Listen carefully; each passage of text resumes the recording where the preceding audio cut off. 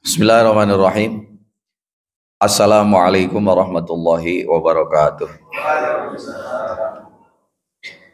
Alhamdulillahilladzi anjalas sakinata fi qulubil mu'minin liyazdadu imanan ma'a imanihim. Asyhadu an la ilaha illallah wahdahu la syarika lahu wa asyhadu anna Muhammadan abduhu wa rasuluh. Allahumma shalli wa sallim wa barik ala sayyidina Muhammad wa ala alihi wa ashabihi ajmain, amma ba'du. Faqala Allah Ta'ala fi kitabihil karim. A'udzu billahi minasyaitonir rajim. Bismillahirrahmanirrahim. Yaumul la yanfa'u malu wala banun illa man atallaha bihi biqalbin salim. Al-ayat sadaqallahul azim, wallahu a'lam bihaqiqati muradi. Hanya kepada Allah kita pantas panjatkan rasa syukur, dan jangan sampai rasa syukur ini lepas dari alat yang Allah berikan kepada setiap diri kita untuk berkomunikasi dengannya. Jadi pada diri manusia ada alat untuk berkomunikasi dengan Allah. Itulah kolbu sanes kalbu, kalbu magogog gitu. Makanya suka ada kan siraman kalbu nulisnya teh geuningan. Etama berarti gogok di banyur, Pak, siraman kalbu. Yang benar itu kolbu. Kenapa ayat yang tadi jelas mengatakan ada satu hari di mana seluruh yang manusia banggakan, dari mulai harta, kedudukan, apa yang pernah dicari, itu menjadi tidak ada artinya, kecuali mereka yang datang kepada Allah dengan kolbun salim. Kolbun salim itu adalah kolbu yang selamat. Begitulah definisi sementara. Karena itu semoga kolbu kita ini tetap tercantol kepada Allah Subhanahu wa ta'ala. Sholawat salam semoga tetap disampaikan kepada Rasulullah Muhammad sallallahu alaihi wasallam. Ayat yang tadi beberapa ahli tafsir yang masyhur mengatakan bahwa itu terjadi nanti gitu, pada hari akhir, yaitu yaumil kiamah. Tapi beberapa ahli tafsir sufi mengatakan itu ada makna hakikatnya atau makna konotatifnya. Karena yaumil akhir itu setiap hari juga kita mengalaminya, kira-kira gitu. Ini habis ngaji itu ada yaumil akhirnya. Kapan? Nanti jam 6 kan? Setelah jam 6 nanti ada lagi. Jadi setiap hari sebetulnya kita berhadapan dengan yaumil akhir. Itu satu. Jadi hati-hati memaknai yaumil akhir, jangan selalu dikonotasikan akhirat, kira-kira gitulah. Kalau para ahli sufi itu. Kenapa? Karena ada akibatnya bahwa kita tuh akan dihisab nanti, gitu. Padahal nanti mah sudah pasti. Hisaban yang harus kita perhatikan itu hisaban tiap hari, Pak. Karena tiap hari juga ada perhitungannya. Emang Bapak tadi perhitungkan? Tuh nu ngaraos mah ibu-ibu. Tiap hari ada hisabannya. Apa itu? Balanya, Pak. So, lain bisa wae, Pak, emang bener gitu kita. Itu lalai. Model engke we dihisab teh di akhirat ti ayeuna, Pak. Engke mah ada masalah. Nah, pasti malaikat nu ngitungna. Bapak tong ngulikeun malaikat ngitung amal urang. Kenapa? Hitung teh ayeuna ku diri sorangan. Matak disebutkeun di dalam ayat yang lain, kalau kita bisa menghisab diri kita dari mulai sekarang, maka cukup untuk tidak perlu ngulikeun ke malaikat, dan malaikat mangke moal salah. Makanya Sayyidina Umar itu sampai mengatakan hasibu qabla an tuha sabu, itu Pak dasarnya. Ieu mah engke we di akhirat, ari amal ayeuna teu diperhitungkeun. Itu yang jangan lalai maksud para ahli sufi itu. Nah, makanya ada satu hari di mana apa yang dibanggakan manusia itu akan merasa tidak ada artinya. Kapan itu? Ya ada satu hari. Contoh, Bapak tadinya jelema berat beunghar we gitulah, beungharku hutang, Pak, beunghar keneh eta ge, beungharku amal, beungharku harta dan lain-lain. Ayo urang mah nyebut beunghar teh beunghar we ku urusan dunia. Tidak. Nah, nanti manusia yang merasa bangga dengan hartanya, dengan kedudukannya, di suatu hari di dunia kene ya, diberi ku Allah masalah yang dengan masalah itu nanaonan tah. Harta yang dibanggakan beak Pak, kenyang harapan masalahnya. Ya, anak yang dibanggakan nggak ada apa-apanya untuk menyelesaikan masalah yang dihadapinya di dunia. Ku Allah dikitukeun bongan ieu jelema sok agul ku payung butut, dikira nu nyalametkeun teh harta. Dikira nu nyalametkeun teh kedudukan. Aya jelema nu bangga jeung kedudukan ning gitunya. Wah, pokoknya kita ini tenang we lah, da urang mah boga saranianeun jenderal kah ai hansip teu kaasup Pak. Jenderal ya menteri dirjen pokoknya aya we lah gegedugna teh kitu anu diandalkeun ku manehna. Sakali waktu ku Allah disikat habis itu semua. Itulah satu hari di mana yaumul la yanfa'u malu wala banun. Orang yang seperti ini ketika dia menghadap Allah tidak akan bisa. Kenapa? Da manehna mah menghadap kepada Allah teh di mana keur susah. Padahal di diskusi disebut, kalau kamu ingin aku tolong dalam keadaan susah, maka sering-seringlah mengingat aku dalam keadaan bunga. Ayo, dibalik kurang mah. Beda kan kicep nama kicep susah hungkul. Halo, beda apa kicep nu bunga jeung nu susah mah.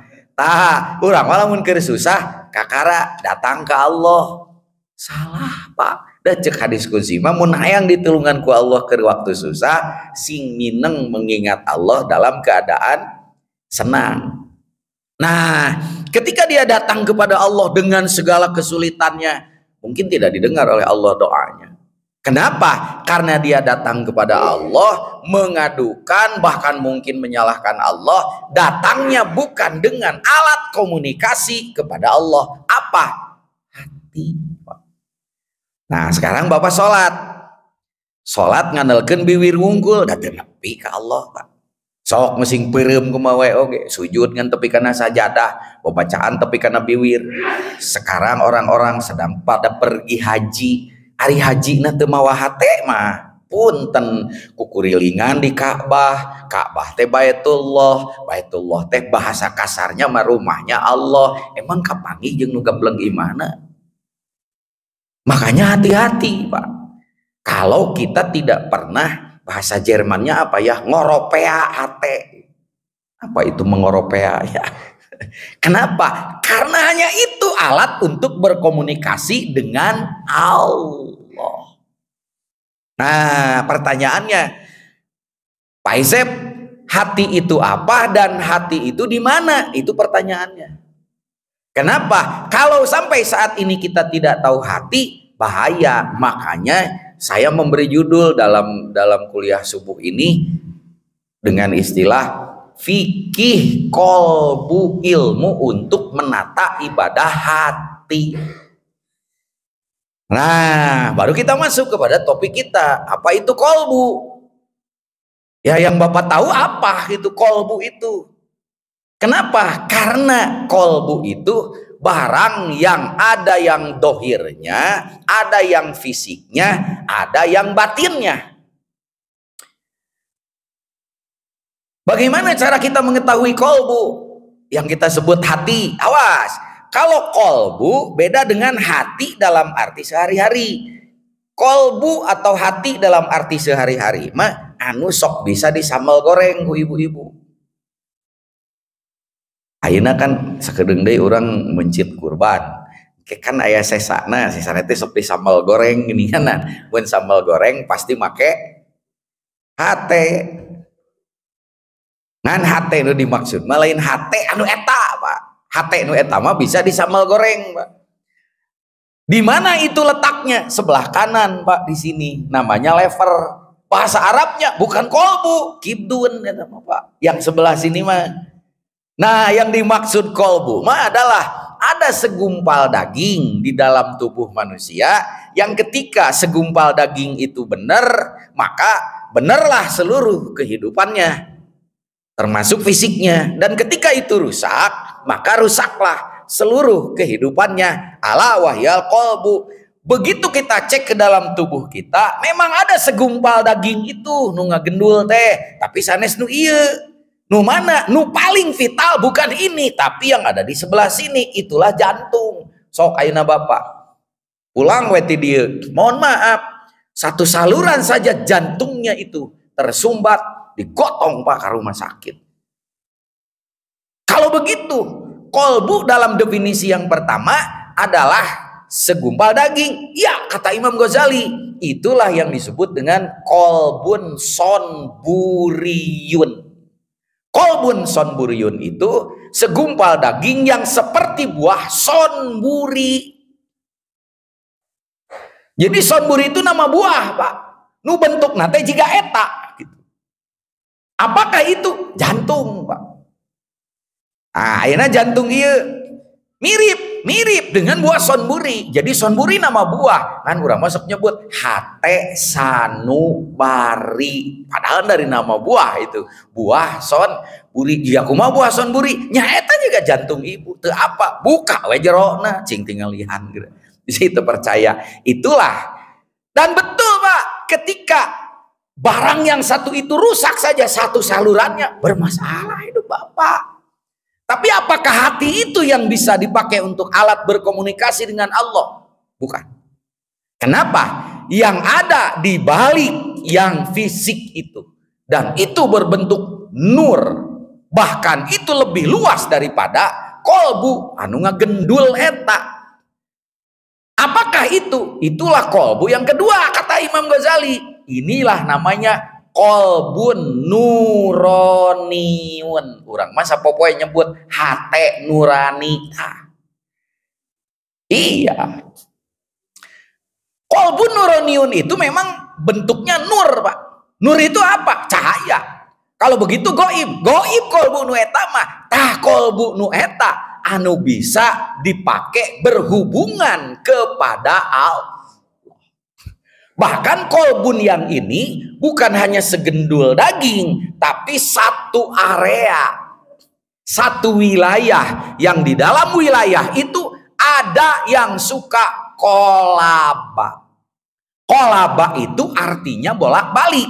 Jadi kolbu nuroniun mah satu wilayah, satu tempat, kira-kira gitu. Yang di dalam tempat itu aya nu sok bolak-balik. Halo? Maka disebut kolbu karena ada yang kolaba gitu. Bahasa sapopoe mah kolaba teh bolak-balik. Tah jiga Bapak ini ke masjid ka imah, ka masjid ka imah, ka imah ka masjid, bolak-balik we bahasa Arab nama kolaba. Kalau begitu Pak Isep itu satu area? Iya. Yang di situ ada yang bolak-balik? Iya. Makanya tempat itu disebut kolbun itu karena aya nu sok bolak-balik di dinya. Kamana bulak-balikna? Kadua tempat. Hiji keluar, kedua ke jero. Lamun keluar ngadeukeutan awak jeung fisik jelema. Tapi lamun ka jero ngadeukeutan roh. Tah eta apa? Jadi si eta mah kitu we, kadang deregdeg ka dieu, kadang deregdeg ka dieu. Mun keur ngaderegdeg kana awak, apa itu ngaderegdeg ya? Ya, ketika dia sedang berjalan dan bergerak kepada bagian tubuh manusia, maka si yang suka bergerak-gerak di wilayah kolbu itu dia bersifat memiliki karakter-karakter yang berpihak kepada bagian luar, yaitu badan manusia. Dan badan manusia itu lemah, Pak. Badan manusia itu lemah dan tidak akan sampai ke Allah, atau badan mah.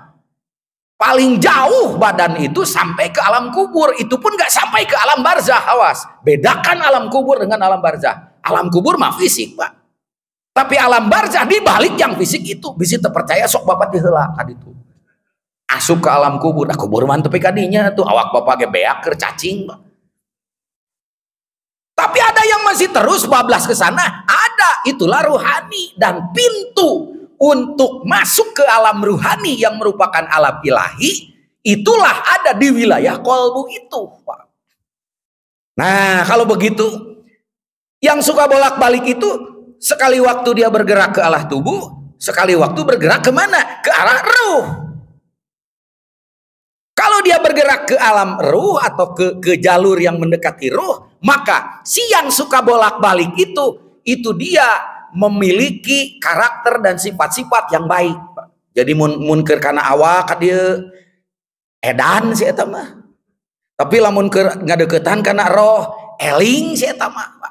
Tah eta teh ayana teh di wilayah yang suka tempat dia bolak-balik. Itulah. Halo? Bapak sok maraos enggak sakapeung edan sakapeung eling? Halo? Tah ayeuna keur areling ban. Tak berarti si eta sedang bergerak kepada alam ruh, Pak. Tapi kalau Bapak sekali waktu ke edan, misalnya di sini kan pada soleh nih, 7 lengkah di dia edan deui. Berarti dia bergerak lagi ke wilayah luar. Itu sesuatu yang ada bergerak di wilayah kolbu. Makanya kolbu itu disebut kolbu karena dia wilayah yang tempat bolak-balik. Makin ke dalam makin mendekati alam ruh, makin keluar makin mendekati alam fisik. Itulah yang ada di wilayah kolbu. Jadi jangan menganggap bahwa kolbu itu suci, bersih. Enggak selamanya. Tergantung si itunya, Pak. Apakah itulah yang disebut dengan nafsu. Bahasa sehari-hari, bahasa Quran mah nafas. Jadi nafsun teh bahasa Arab. Bahasa kita sehari-hari disebut dengan nafsu. Apa itu nafsu? Enggak tahu. Apakah itu singkatan? Bisa jadi. Tergantung Bapak tahunya sampai di mana. Mungkin nafsu itu sesuatu yang ngenap-ngenap, hanapeun susu, bisa jadi. Bisa. Da si eta mau osok gitu. Nah, bagaimana cara kita memahami ini? Cara memahaminya bahwa di dalam kolbu kita itu ada suka yang bergerak-gerak antara ke alam luar dan ke alam dalam, maka kita melihat Al-Quran. Al-Quran menginformasikan. Quran surat Asy-Syams ayat 7 sampai ayat 11. Wa nafsi wa ma sawwaha fa'alhamaha fujuraha wa taqwaha.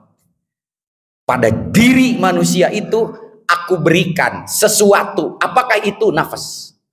Dan nafas itu butuh penyempurnaan. Karena kondisi kolbu tergantung daripada kemana arah gerak si nafas ini. Kenapa? Karena setiap nafas itu aku berikan dorongan untuk berbuat buruk dan dorongan untuk berbuat baik. Dorongan untuk berbuat buruk disebutnya ilham fujur. Resepna kana bujur we pasti eta mah.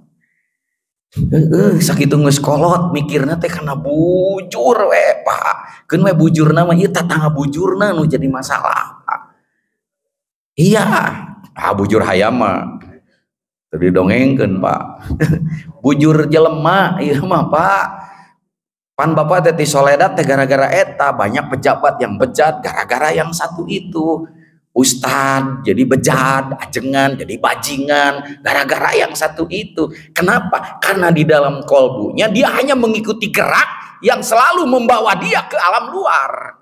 Alam apa? Alam fisik, alam tubuh. Dan alam fisik, alam tubuh mah kebutuhannya 1 syahwat, 2 kenyamanan, 3 makan, dahar, sare, anakan, dahar, sare, anakan. Gitu Pak kebutuhan tubuh mah. Kalau Bapak tidak menemukan ini sampai tua, maka ketika kita sakaratul maut ditarik oleh si itu terus, Pak. Ditarik oleh si itu terus. Fa'alhama fujuraha wa taqwaha. Tapi sekali waktu yang ada di alam kolbu itu dia bergerak kepada kebaikan karena dia diberi kemampuan mendorong kepada ilham takwa namanya. Jadi si nafas itu isinya cuma 2, ilham fujur, ilham takwa. Dorongan berbuat buruk, dorongan berbuat baik. Maka yang namanya nafas ini tidak baik semua, tidak buruk semua. Jadi jangan menganggap nafsu itu buruk semua. Tidak, menurut Quran ada baiknya. Kalau begitu nafsu itu buruk semua, enggak, ada baiknya. Atau baik semua, enggak, ada buruknya. Lah, kalau begitu yang suka saya membawa kepada sekali waktu edan, sekali waktu eling, sekali waktu baik, sekali waktu enggak, berarti si itu Pak, yang ada di wilayah kolbu itu. Makanya hati-hati kolbu Bapak. Ini kolbu Bapak ditreatment, dididiknya untuk mengikuti kemana? Karena disebut kolbu, dia belum punya ketetapan, dia membolak-balik aja gitu terus, bolak-balik terus. Nah, kalau begitu Pak Isep, ketika si kolbu ini bergerak ke wilayah dalam dan dia mendekati satu area ilahi, itu yang didekati di dalam tubuh manusia itu apa? Ruh. Kenapa ruh? Karena ruh itu selalu keinginannya baik aja. Sedangkan tubuh sebaliknya. Tubuh mah bila perlu punten Pak. Jangankan mati, tua aja bila perlu enggak mau Pak. Bisa percaya sok taros ka ibu-ibu. Mun bisa mah kolot teh ulah dan geus kolot mah teu dihargaan ku bapak-bapak. Hari rek dipikeun hirup keneh Pak. Teu dipikeun geus eueuh araheunan. Mau dibuang juga gimana, enggak dibuang juga gimana. Kenapa? Itulah tubuh. Kenapa itu masih dipelihara? Nah, ibu-ibu siapa yang punya suami udah tua? Halo? Atau udah tua semua? Masih produktif? Enggak, udah pensiun? Ya, ada gajinya. Tinggal 50%. Itu juga kadang-kadang susah ngambilnya Ustadz. Kenapa tuh oleh ibu masih dipelihara? Enggak tahu atuh Ustadz. Ayo tanya. Sekarang bapak-bapak nih senyum-senyum ya. Padahal di rumahnya udah nggak betah. Banyak kan yang di masjid itu kumpul aki-aki karena ternyata di rumahnya nggak sedih arah majikanana. Iya, itu di dekat rumah saya itu kan ada pos ojek tuh di situ Pak.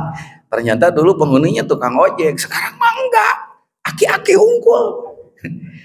Aki-aki unggul.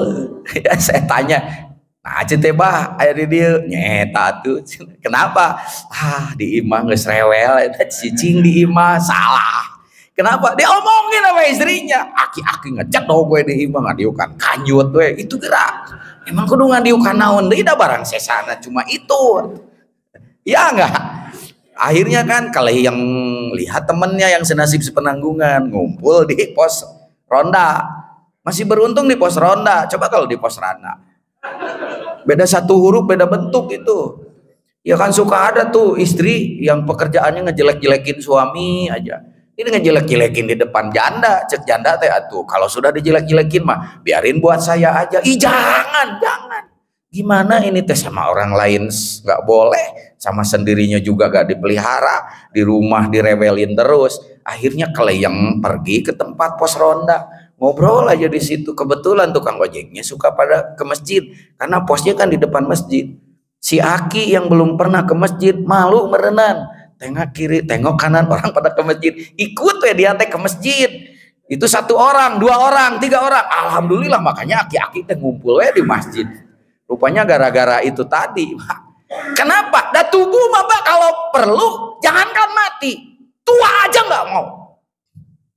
Hanya sayang si tua ini terus datang menggerogoti bapak.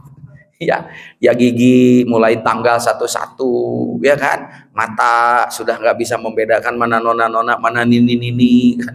Sampai harus begini, ini nona apa nini gitu kan. Rambut satu-satu memutih. Mohon maaf, gigi juga mulai bye-bye satu-satu. Halo.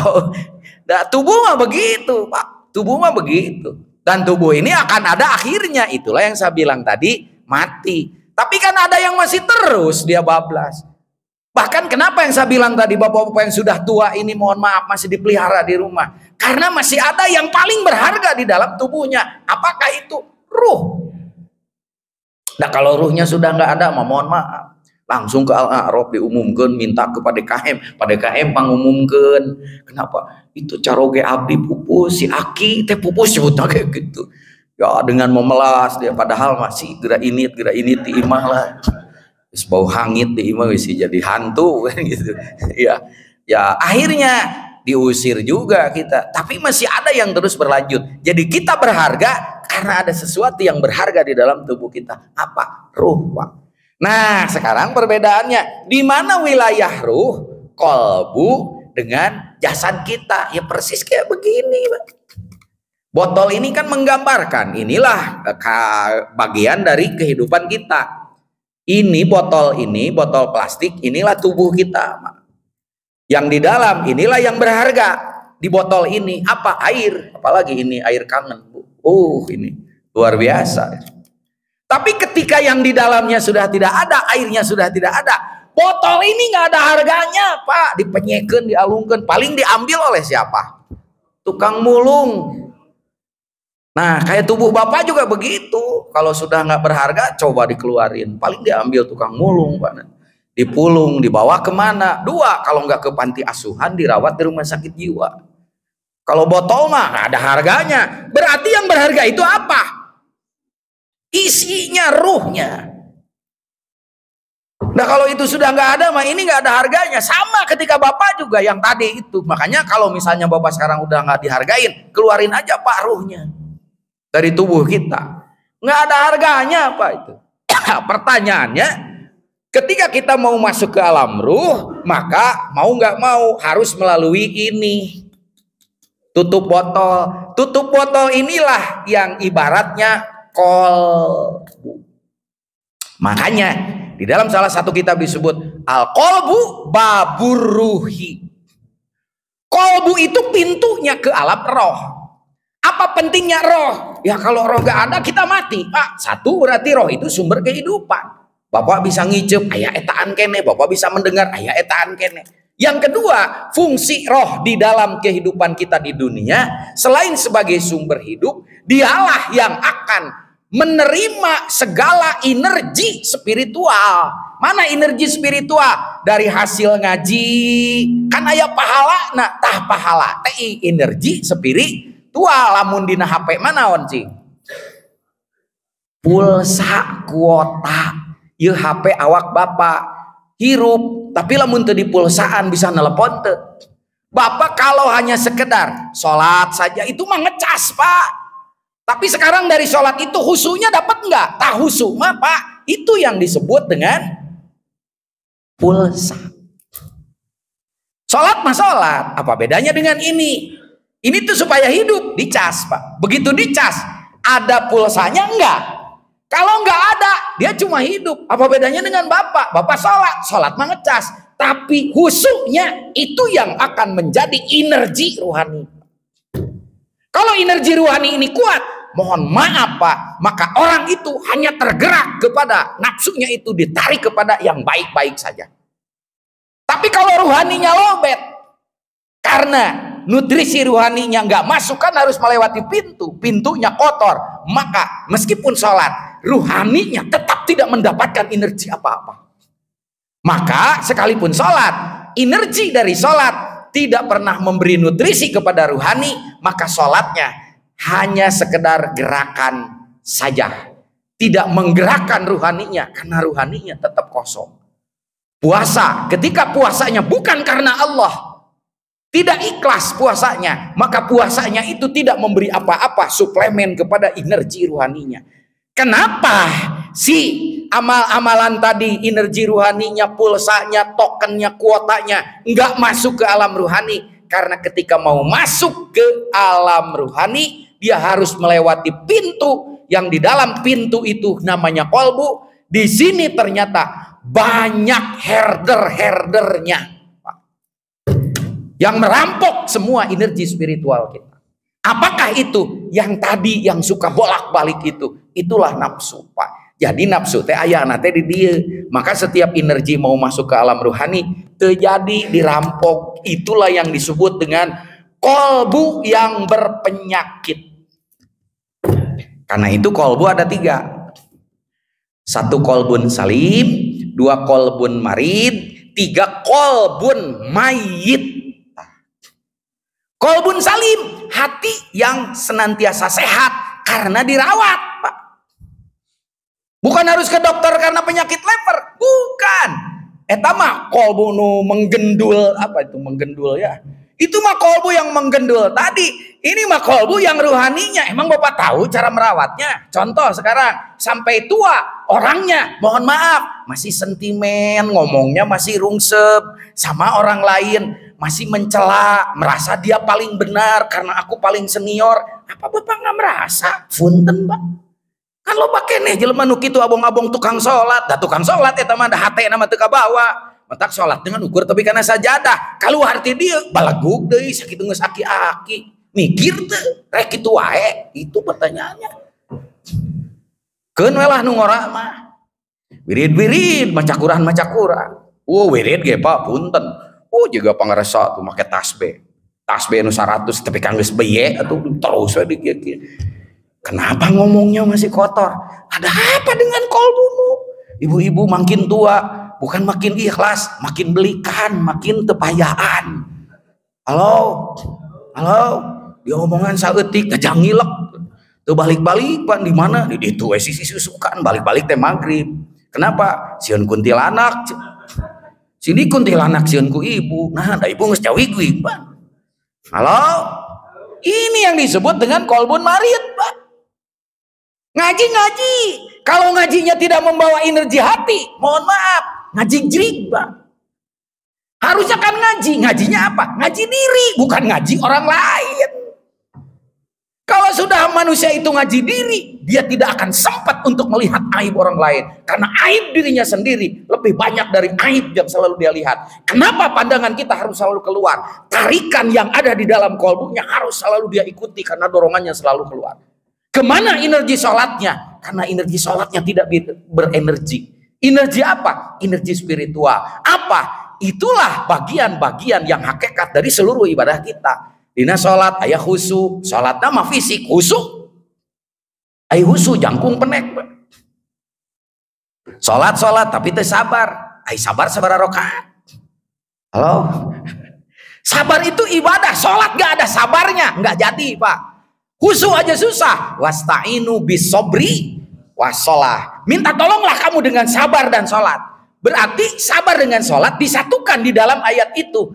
Untuk apa? Untuk supaya khusyuk. Maka untuk khusyuk yang tingkat mubtadiin harus sabar dalam sholat. Kalau nggak sabar, dicabut sabarnya di dalam sholat, tidak akan bisa khusyuk. Maka sabar takbiratul ihramnya, jangan dulu bar. Kalau yang namanya pikiran dengan hati belum sholat. Sholat itu apa? Nyantol. Ini mah belum nyantol sudah dibeginikan tuh. Allah, pikirannya masih di mana, Pak? Akbar. Tahiyat akhir baru kolbunya hadir. Maka aneh. Nah, sholat kesanggeus deui. Bisa jadi karena sepanjang sholat hatinya belum hadir, belum klik dengan ini. Sudah bar. Nah, yang begini-begini ini bagaimana caranya kalau begitu menata hati? Ini yang disebut dengan fikih kolbu atau fikih menata hati. Tuh. Kenapa? Karena hati itu ada yang kedua. Ini yang repot. Itulah kolbun marid. Kolbu yang punya penyakit. Kalau kolbu yang sehat mah no problem. Ya, tapi tahu nggak cara menyehatkannya? Nggak ada klinik perawatan hati atau Pak. Mun aya mah Pak laku. Nggak tahu kalau simkuring nanti mendirikan klinik itu. Bapak-bapak nu teu sabar, ibu-ibu kumpulkan besok dirawat di klinik abdi. Ibu-ibu nu belikan wae tadi teh kumpulkan Pak, nanti dirawat di tempat saya insya Allah. Bapak-bapak yang ingin mati husnul khotimah, bawa ke klinik saya. Kenapa? Karena itu ada perawatannya. Enggak ada Pak sampai sekarang. Gitu. Nah, yang berbahaya ada kolbu yang satu lagi. Itulah yang disebut dengan kolbun mayit. Kolbu yang sudah mati, yang sudah keras. Quran menyebut itulah hati yang disebut qasiyah atau disebut dengan qaswatul qalbi. Fawailul lil qasiyati qulubuhum. Maka celakalah, neraka wailah bagiannya orang yang apa? Yang qasiyati qulubuhum, yang hatinya itu adalah qasiyah. Qasiyah itu apa? Keras, Pak. Qaswatul qalbi. Bahkan disebut kolbu manusia itu bisa lebih keras daripada batu. Wahia kal hijaroh au asyaddu qaswah. Kebayang Pak, batu geus ngebelentrang atuh. Yeuh hate bapak eta nu eta leuwih teuas teh nimang batu. Waduh, celaka Pak itu.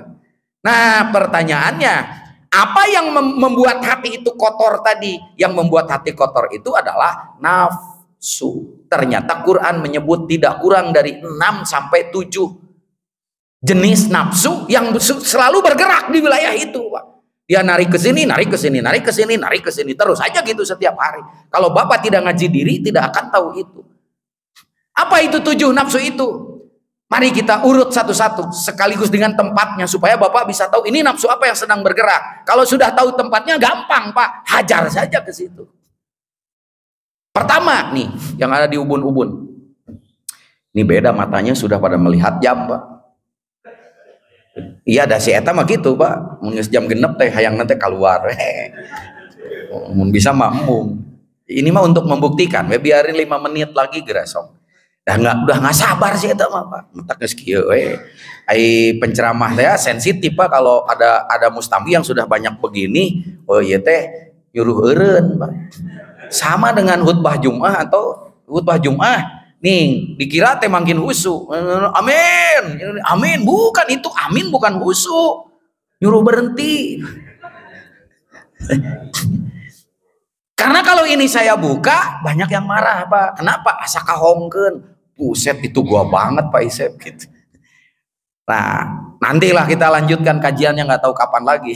Satu, nih di sini ada nafsu kamilah. Tempatnya di ubun-ubun di kepala. Nafsu kamilah itu nafsu yang dorongan buruknya, biarin baiknya mah. Yang buruknya itu selalu ingin perfect, selalu ingin sempurna, selalu ingin terlihat oke, tapi di hadapan manusia. Makanya orangnya pupujieun, tukang dagang banget si eta mah. Asal hade we di hareupeun jelema. Kalau berhadapan dengan pejabat segala dipakai. Berhadapan dengan Allah, Masya Allah kieu we bucin, Pak. Itu nafsu yang paling luar. Ibu-ibu juga gitu, kalau ke pengajian cantiknya luar biasa, menghadapi Allah, Pak. Itu nafsu kamilah tuh, yang selalu ingin perfect atau sempurna. Yang kedua, turun ke sini nih, ke tengah. Di tengah ini ada nafsu ammaroh, pekerjaannya menyuruh, tapi hanya untuk kepentingan dunia dan lain-lain. Dunia, harta, uang, syahwat, itu di sini, Pak. Nafsu ini yang selalu mendorong buruknya. Dan ini punya pasukan, banyak pasukannya. Nih, ini. Itu pasukan dia. Maka dia tuh kalau menyuruh itu, dia nyuruh ini, nyuruh ini, nyuruh ini. Ada kan ibu-ibu yang suka lapar terus, tapi bukan lapar perut, lapar mata. Datang ke Borma, tadi narik beli mie wungkul, jadi sagala rib-rib, tungtung natepan kredit card jadi bobol. Kenapa? Lapar mata. Naon we nu katingali hayang dibeli. Jika bapak-bapak lapar mata, di imah, kamu di imah geus jadi penampakan. Ningali keluar, batak, kegiatan teh resepe, teh nyaho mah lapar mata. Sini, Pak, dia urusannya duit teh. Kalau kiai tidak dibersihkan nafsu amarah dari yang buruknya, maka perhitungannya selalu dunia, duit, dan duit. Jangan kaget kalau harta zakat jadi jaket. Iya, Pak. Ayat Quran, bila perlu dijual belikan. Ini yang di sini nih. Nanti turun lagi ke sini. Di tengah ada nafsu mardiyah, ada ayatnya radiyatan mardiyah. Nafsu mardiyah itu enggak ridho memberi maaf kepada orang lain padahal yang salah dia, jadi orangnya pendendam, tapi ngaji Qur'annya sehari bisa tamat 7 kali, Pak. Kenapa masih ada nafsu itu? Ada nafsu radiyah di sebelah dada di sini. Inilah nafsu yang tidak ridho ketika dinasehatin, kayak dinasehatin gini, nggak mau itu dia. Apa itu ngaji kayak gitu? Kenapa ada kahongkeun? Aduh, Pak Isep itu gue banget itu. Nanti ada nafsu mutmainnah sebelah sini. Nafsu mutmainnah itu kayak baik tapi brengsek, tampang ajengan, dalemannya bajingan, ngomong kemana-mana pakai tajwid, ngomong juga, Pak. Ustaz sehat nyoma beleguk dah orangnya nyaho. Ngaji bahkan tukang ngaji bisa jadi, Pak. Nggak ada jaminan itu, Pak. Ada lagi nafsu lawamah. Lawamah itu sebelah sini. Itulah nafsu yang selalu mencela orang. Jadi kalau ngaji di depan orang kayak gitu nggak ada benernya kita.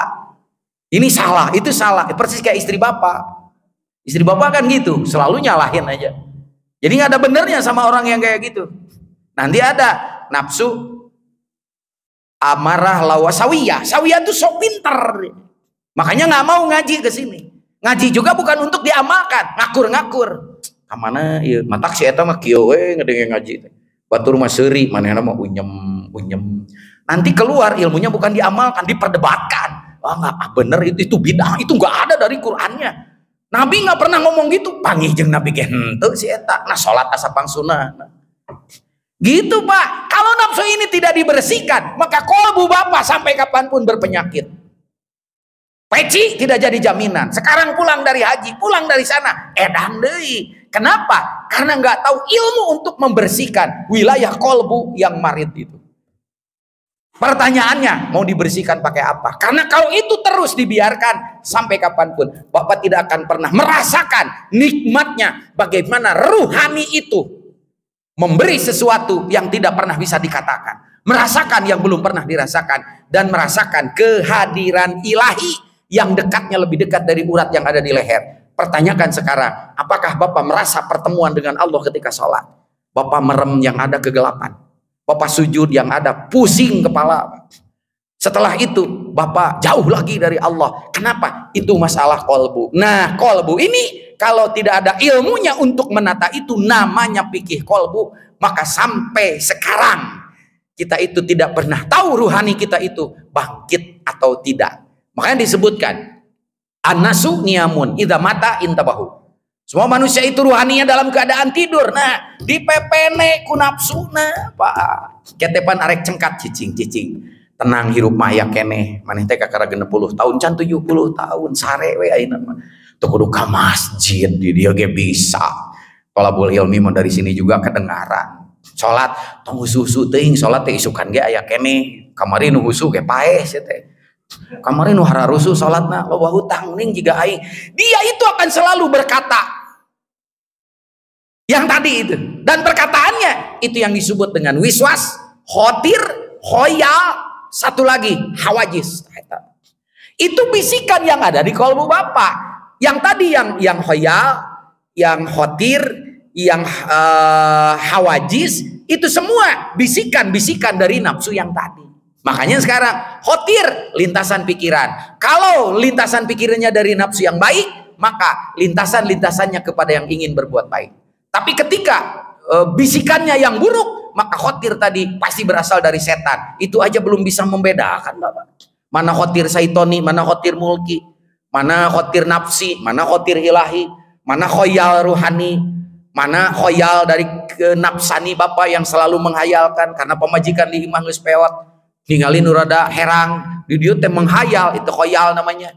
Nanti ada hawajis itu angan-angan. Bapak di imah susah ningali di dieu aya nu bager ka Bapak. Ketika Bapak di gardu ronda tadi sok ngasongan kopi dan nu di imah matara, kan muncul hawajisnya. Hawajis itu apa? Angan-angan. Aduh jigana dibanding jeung nu di imah mending yang ini gua. Muncul Pak, sakitu geus kolot eta. Itulah hawajis. Apalagi nanti masuk kepada ilham dan seterusnya. Kenapa? Karena kolbunya itu punten. Gelombangnya itu waduh semerawut Pak, semerawut. Gelombang ini di dalam kolbu tidak akan bisa dibersihkan. Apa pembersih kolbu supaya bening? Jawabannya inilah dia. Likulli sayin siqalah wa siqalatul qalbi dzikrullah. Kalau ada hadis yang lain mah enak Pak. Misalnya likulli sayin siqalah wa siqalatul qalbi ar-rinso. Segala sesuatu ada alat pembersihnya, pembersih hati yang masih semerawut gelombangnya itu. Rinso, gampang pulang ke rumah. Ya udah ngambil rinso Pak. Ya, asupkeun gade diucap-ucap. Diinum. Cek ibuna, nah si arek bunuh diri. Lain arek ngabersihan hate. Insya Allah begitu diminum modar. Pindah alam langsung. Dzikrullah Pak, nggak ada lagi. Nah hati yang masih sampai tua ini masih kemalayang, wah ini teh gimana?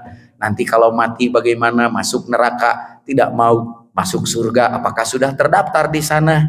Tapi nadomnya kan dinadomkan, ilahi ilas tulil firdausi ahla. Eta nama dinadomkeun, tapi cuman sedih doang. Solusinya nggak bisa. Solusinya nggak bisa. Nah, dzikrullah. Nah, dzikrullah inilah yang ilmu fikih kolbu itu penting. Kenapa fikih kolbu penting? Jawabannya karena fikih ada dua. Fikih yang menata ibadah badan kita dan fikih yang menata yang ada di dalam badan. Apakah itu? Kolbu.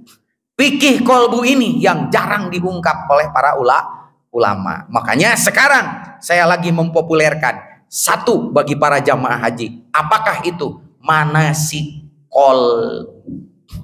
Manasik itu ada tiga. Ada manasik fikih, ada manasik perjalanan, ada manasik kolbu. Bapak-bapak jamaah haji udah mah susah kalau tidak diberi manasik kolbu, hajinya cuma soleh di sana, balik ke sini edan maning. Itulah yang disebut dengan fikih kolbu. Ini baru pembukaannya. Bagaimana cara nanti mengelola dikir supaya jadi senjata untuk membersihkan kolbu? Insya Allah pada episode berikutnya akan kita teruskan. Cuman kalau memberi alamat masjid yang jelas, Pak Al-A'rab teh di sini teh banyak. Jangan dikira saya tahu, enggak Pak. Seueur teuing nami Al-A'rab jika di Sumedang, nami Masjid Al-Barokah. Kabeh ti mimiti musola nu ngan saukur 2 meter ngaranna Al-Barokah. Maka ketika Ustadz mau ceramah di tempat saya di Masjid Al-Barokah, cuma itu alamatnya. Alhamdulillah nyasar ke situ raja, Pak.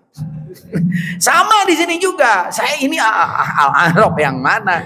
Makanya saya minta alamat dari kemarin untuk Sherlock. Alhamdulillah sampai tadi subuh. Kalau tidak saya WA mah tidak datang itu alamatnya. Makanya saya tadi itu ini teh jadi enggak? Kenapa? Karena kalau saya sekalian kelayaban tuh. Jadi dari sini kelayaban lagi mau ke Subang kemana. Jadi ini teh jadi enggak? Maksudnya untuk bagaimana ilmu ini tersampaikan, Pak. Insya Allah ke depan Allah menakdirkan kita untuk bertemu kembali, memperdalam apa itu fikih kolbu. Karena itu penting, Pak, supaya sholat kita, haji kita, zakat kita tidak hanya sekedar ritual, tapi spiritual. Ya spiritnya, ya ritualnya. Spiritnya penting untuk memberi energi rohani kita. Jangan sampai sholat tidak berenergi rohani. Jangan sampai puasa hanya sekedar lapar dan dahaga. Jangan sampai haji hanya menghabiskan ongkos. Jangan sampai zakat Bapak tidak membersihkan apa yang ada di dalam diri kita. Karena hakikat zakat bukan hanya mengeluarkan harta. Zakat itu dari kata zakat artinya membersihkan. Inilah intinya. Syahadat tidak hanya sekedar mengucapkan kalimat syahadat, tapi mampu menyaksikan, merasakan kehadiran ilahi di dalam diri kita. Itu syahadat dari kata syahidah artinya, Pak. Salat tidak hanya sekedar takbiratul ihram, tapi bagaimana sanggup menyambungkan antara ruhani dengan jasmani kita. Disebut sholat kalau nyambung keduanya. Zakat bagaimana membersihkan dari yang selain Allah di dalam kolbu kita. Haji bagaimana setiap saat kita berkunjung ke rumahnya Allah. Rumah Allah yang syariat di sana, yang sama Israel mau dihancurkan. Tapi hakikat rumah yang ada di dalam tubuh kita, itu yang dibilang oleh Sayyidina Ali. Qalbul mu'minin baitullah. Kolbunya orang mukmin itulah rumahnya Allah. Jangan pernah engkau masukkan ke dalam rumah Allah itu selain Allah saja, karena Allah Maha Pencemburu.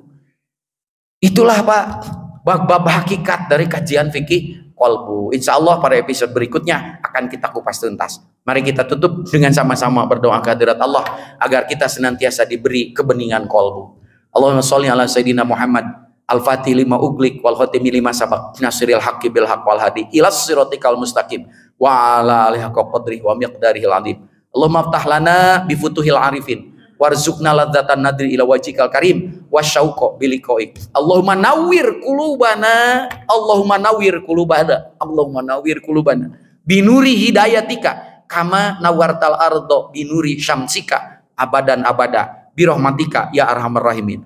Rabbana la tuzigh qulubana ba'da idh hadaitana wa hab lana min ladunka rahmah innaka antal wahhab. Rabbana atina fid dunya hasanah wa fil akhirati hasanah wa qina adzabannar. Subhana rabbika rabbil izzati amma yasifun wa salamun alal mursalin walhamdulillahi rabbil alamin.